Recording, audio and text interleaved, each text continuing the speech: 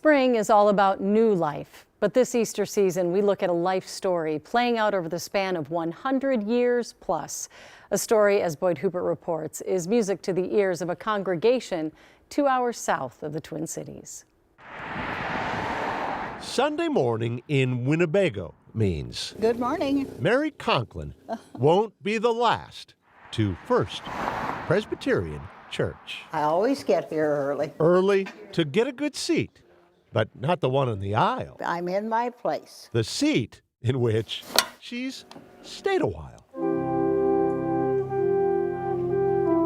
She's 103.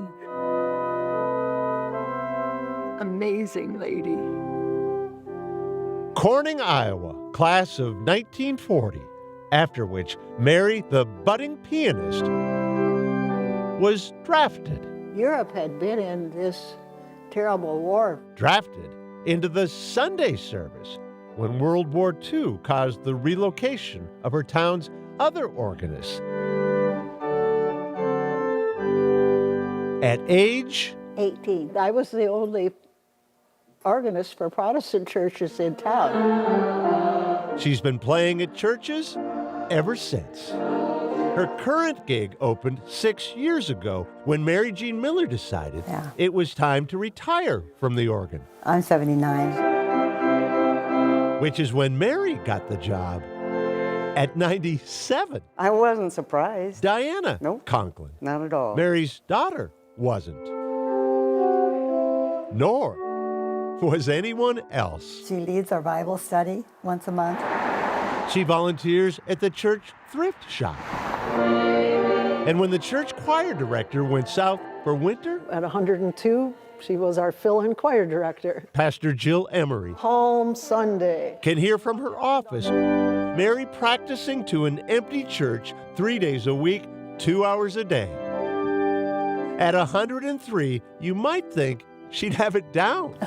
But in truth, I just love to play. If I get started, I don't want to quit. doesn't want to quit. I'm very proud of her. So why should she? I don't have this feeling of ending. Why give up Please be seated. the best seat in the house of worship? 104's coming pretty fast. Boyd Hubert, Carol 11 News, Winnebago.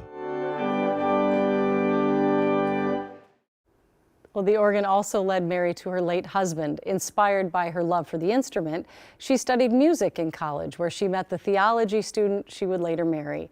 For years, he preached and she played, though not always at the same churches.